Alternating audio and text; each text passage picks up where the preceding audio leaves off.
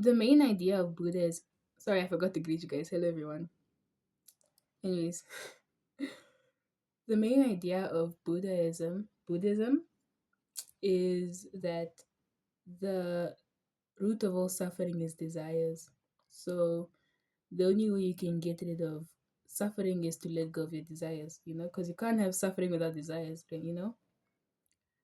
But I always found that asking that of a person is a pretty tough ask because a lot of people are born with the indomitable, you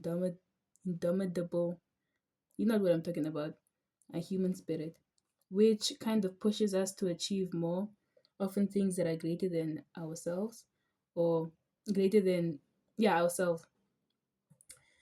Um, I know this because I relate very deeply to this one song. It's called Ambrosia by Elasana, and it says, I cursed the day my dream became my descent. And there comes a great deal of suffering, especially when you want to achieve a certain goal in life. Especially if the goal in life, your goal seems very, very unachievable to the average person. Let me give an example. Guys, I live in the middle of nowhere, Africa. A population of 3 million people. We just hit 3 million people. Um, and I wanted to bring the aerospace industry inside this country. More specifically, I really want to make satellites and launch our first GNSS system, redundancy, and also create our own GNSS system and just allow for telecommunications, our own satellites that allows for a lot of all those things that you need satellites for. Not only that, but I want to launch those things on our motherland over here. And if you look at all the setbacks, a lot of people would think that this is really impossible or it's a very big task. But, you know, it's always something that it's always something that I've kind of loved and hated at the same time. Because, a lot of people are born in this world and they don't have purposes. I'm saying purposes because you don't only have to have one purpose in life. Let's not limit people. But a lot of people are born without that or a sense of purpose. And it can really be a hard thing when you are like in your 20s or whatever and you don't have a sense of purpose. I'm lucky I kind of have that sense of purpose.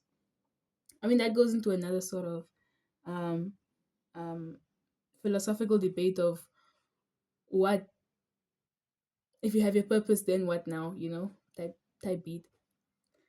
Um, or without your purpose, what are you, type beat. But yeah, that's not what we're going to talk about today. Maybe later or maybe after this, we'll see. But um not even that, but there's so much against me in terms of um I wasn't born a nepo baby of any sorts. Like I said, middle of nowhere, Africa. There's not even a space policy. There's like our aviation industry just started. We only have one international airport, and it's just there's so many things that aren't in place. And you think to yourself, what would compel someone to do this? And, you know, I don't know, but it's something that I feel like I need to do.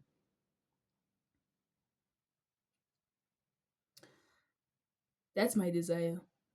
That's basically what I'm trying to say. That's my desire. And, if you have a desire, you're gonna suffer. Like, one of the things that I'm suffering through, or what I am suffering through at the moment, is the choice that well, not the choice, but the choice that I am leaving the course I've been doing for 3 years. It's a 4 year course. It's my third year. To do another course, and a lot of people might say, "Well, you just wasted 3 years. Why don't you just finish the course and do something else?" But I strongly feel in my heart that I feel like if I stay in that course, I won't really get anything of substance to use, even if I would go into the aviation industry in another country. Like, guys, I felt so uneducated, although I'm kind of a good student.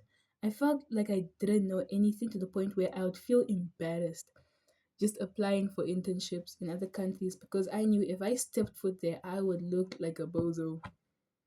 But yet, not to make this video too long, I decided that I'm gonna go study somewhere else. Let's just hope that works out. But if all works out, I'll be leaving later this year to actually study the thing that I want to do. So I can actually achieve this goal, sort of. My view on those goals have also changed a little bit. I'll discuss that in a later video. But that's what I chose to suffer with. I think avoiding suffering in this world is impossible. You'll always have desires of some sort, and to reach enlightenment in the sense of Bu- Buddhism, um, I just believe is for bozos because as a Christian, um, God did not put people on this earth without any sort of purpose or passion, at least, that they don't want to do or follow through with. Even if you don't feel like you have it now, it is there. But I feel like God didn't do that, you know? So basically, the whole point of this video is if you're gonna suffer, suffer well and suffer in the way that you want to. You know, there's so much beauty in a process. You know, whenever I'm feeling down or very stressed about something, it's very bittersweet because I remember how I'm so like in a chungus vibe, but then I it just also fills me with some sort of like gratitude because I'm like, wow, this is living. Another video on that also later. I have many things to talk about. Um, but yeah, this is what I choose to suffer with. And if I'm gonna suffer in this life because of a desire, I would probably want to suffer a desire that I would like to suffer, not because the world is telling me to suffer in a 9 to 5 job that I don't want to do. Um, if you're gonna suffer, suffer on your own terms, you know, suffer in a way that makes you feel fulfilled. If I can say it like that. Uh, but yeah, that's kind of all I have to say. If I think of something else, I'll probably post another video after this. Anyways, guys, see ya.